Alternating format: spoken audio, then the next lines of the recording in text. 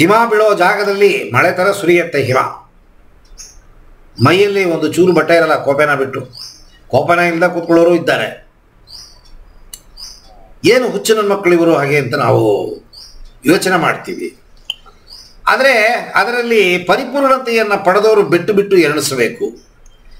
ಅವರನ್ನು ಹೋಗಿ ನೀವು ವಿಚಾರಿಸಿದ್ರೆ 16 ವರ್ಷ ಅವರು ಸಾಧನೆಗಳನ್ನು ಮಾಡ್ತಾ ಕೂತಿರ್ತಾರೆ. ಅಲ್ಲಿ ಯಾರಿಗೂ ಭಗವಂತನ ಅರಿಯಲು ಪಡೆಯಲು ಸಾಧ್ಯವಿಲ್ಲ. ಈ ಭಗವಂತನ ಅರಿಯಲು ಪಡೆಯಲು ಅಥವಾ ಭಗವಂತನಾಗಲು ಸಾಧ್ಯವಾಗಿರೋದು ಕೆಲವರಿಗೆ ಮಾತ್ರ. Buy one take two free ಎಲ್ರಿಗೂ ಸಿಗತ್ತೆ ಹೊರತು ಮೈನ್ ಬೈ ಒನ್ ಸಿಗಲ್ಲ. ಸೈಡ್ ಪ್ರಾಡಕ್ಟ್ಗಳು ಸಿಗತ್ತೆ, ಮೈನ್ ಪ್ರಾಡಕ್ಟ್ ಸಿಗಲ್ಲ. ಹಾಗಾದರೆ ಎಲ್ಲರೂ ರಾಮಕೃಷ್ಣ ಪರಮಹಂಸರಾಗಿರೋರು, ಎಲ್ಲರೂ ಶ್ರೀ ರಾಘವೇಂದ್ರ ಗುರುಗಳಾಗಿರೋರು ಸಾಧ್ಯವಿಲ್ಲ. ಒಬ್ಬೊಬ್ಬರು ಮಾತ್ರ. ರಮಣ ಮಹರ್ಷಿ ಬಿಟ್ಟು ಬಿಟ್ಟು ಎಣಿಸ್ಬೋದು. ಸೊ ಹಾಗಾಗಿ ಇದು ನೀವು ಏನಕ್ಕೋಸ್ಕರ ಕಲಿಯಕ್ಕೆ ಬಂದಿದ್ದೀರೋ ಅದರ ಬಗ್ಗೆ ನನಗೆ ಗೊತ್ತಿಲ್ಲ. ಆದರೆ ಸೈಡ್ ಪ್ರಾಡಕ್ಟ್ ಅಂತೂ ಖಂಡಿತವಾಗಲೂ ಸಿಗತ್ತೆ. ಅಂಗಡಿಗೆ ಹೋಗಿ ದುಡ್ಡು ಕೊಟ್ರಿ ಅಂದರೆ ಏನೋ ಒಂದು ಗಿಫ್ಟನ್ನು ಕೊಟ್ಟಾರೆ ನಮ್ಮನ್ನು ಕಳಿಸ್ತಾರೆ. ಅವನು ಕೊಡೋ ಪದಾರ್ಥ ಉಪಯೋಗಕ್ಕೆ ಬರುತ್ತೋ ಇಲ್ವೋ, ಈ ಚೈನಾ ಪ್ರಾಡಕ್ಟ್ ಥರ ಮನೆಗೆ ತಂದು 15 ದಿವಸಕ್ಕೆ ಮುರಿದೋಗುತ್ತೆ.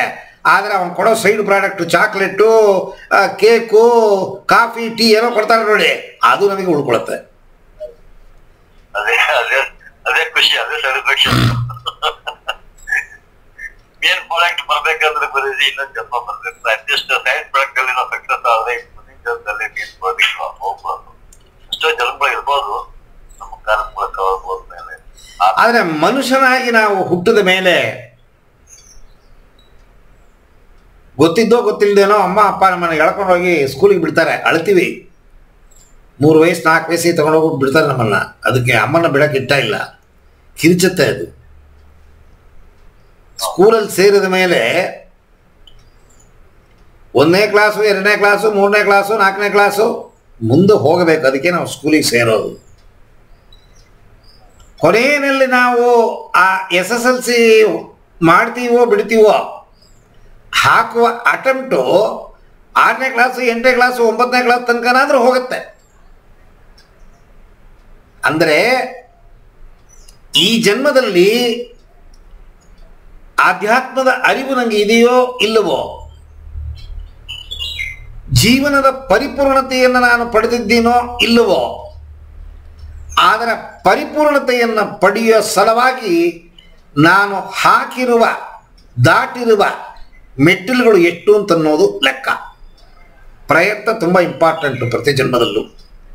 ಯಾಕೆ ಭಗವಂತ ಕೊಟ್ಟಿರುವ ಇಷ್ಟು ವಿಚಾರಗಳನ್ನು ನಾವು ಅನುಭವಿಸ್ಬೇಕು ಅಂತಂದರೆ 8 ಜನ್ಮಗಳು ತಗೊಂಡ್ರು ಸಾಲದು. ಯಾರಿಗೆ ಬೇಕಾದ್ರೆ ಕೇಳಿ, ಏನಪ್ಪ ಸಾಯ್ತೀನಪ್ಪ, ಏನ್ರಿ ತಲೆಗೆಟ್ಟೋಗಿದೆಯಾ, ಈಗ 65 ಆಗಿದೆ ಅಷ್ಟೇ ರೀ. 65 ಒಂದು ವಯಸ್ಸಾ? 75 ಆಗಲಿ 80 ಆಗಲಿ 90 ಆಗಲಿ ಸಾಯೋ ಮನಸ್ಸಿಲ್ಲ. ಆದರೆ ನೆರಳುವಾಗ ಮಾತ್ರ ಅಪ್ಪ ನನ್ನ ತಗೊಂಬಿಡು ಸಾಕಯ್ಯ, ಸಾಕು. ಆದರೆ ಅವನಿಗೆ ಸಾಕು ಅಂದರೆ ಈ ಜನ್ಮ ಸಾಕಟ್ಟೆ, ತಿರುಗಿ ಮುಂದಿನ ಜನ್ಮ ಬೇಕು ಅವನಿಗೆ. ಈ ಜನ್ಮದಲ್ಲಿ ರುಚಿ ನೋಡ್ಬಿಟ್ಟಿದ್ದಾನಲ್ಲ ಸುಮಾರು ವಿಚಾರಗಳನ್ನು. ಬೇಡ ಅಂತನ್ನೋರು ಬಿಟ್ಟು ಬಿಟ್ಟು ಎನಿಸ್ಬೇಕು, ಎಲ್ಲ ಬೇಕು ಅಂತನ್ನೋರೆ ತಿರುಗಿ ಹುಟ್ಟೋದಕ್ಕೆ ಬಯಸ್ತಾರೆ. ಸೊ ಆ ಅರಿವು ಹುಟ್ಟಬೇಕು ಅಂತ ಅನ್ನೋ ಅರಿವು ನಮ್ಮಿಂದ ಹೋಗಬೇಕು. ಅಂದರೆ ಈ ಜನ್ಮದಲ್ಲಿ ಭಗವಂತ ನಮಗೇನು ದುಃಖವನ್ನು ಕೊಟ್ಟಿದ್ದಾನ, ಕರ್ಮಗಳನ್ನು ಅನುಭವಿಸುವಾಗ ನಮಗೇನೇನು ಕಷ್ಟ ಕಾಪನ್ಯಗಳು ಸಿಗತ್ತೆ, ಅವುಗಳಿಂದ ಪಾರಾಗಬೇಕು ಅಂತಂದರೆ ಹುಟ್ಟಿಲ್ಲದೆ ಇರೋ ಒಂದು ಸ್ಥಿತಿಯನ್ನು ನಾವು ಮುಟ್ಟಬೇಕು. ಅದಕ್ಕೆ ಕಂಡುಹಿಡಿದಿದ್ದೇ ಈ ಸ್ವರಯೋಗ. ಮನುಷ್ಯನ ಮೂಲವೇ ಪ್ರಾಣಶಕ್ತಿ. ಪ್ರಾಣಶಕ್ತಿ ನಮ್ಮಲ್ಲಿ ಇಲ್ಲದೆ ಹೋದರೆ ಯಾವ ಚಟುವಟಿಕೆಯೂ ಇಲ್ಲ. ಆದರೆ ಈ ಪ್ರಾಣಶಕ್ತಿ 72,000 ನರನಾಡಿಗಳಿಗೆ ಹೋಗುತ್ತೆ. ಜೀವ ಕಣಗಳು ಟ್ರಿಲಿಯನ್ಸ್ ಅಂಡ್ ಟ್ರಿಲಿಯನ್ಸ್ ಆಫ್ ಸೆಲ್ಗಳಿಗೆ ಹೋಗುತ್ತೆ. ಪ್ರತಿಯೊಂದರ ಮೂಲವೇ ಈ ಪ್ರಾಣಶಕ್ತಿ.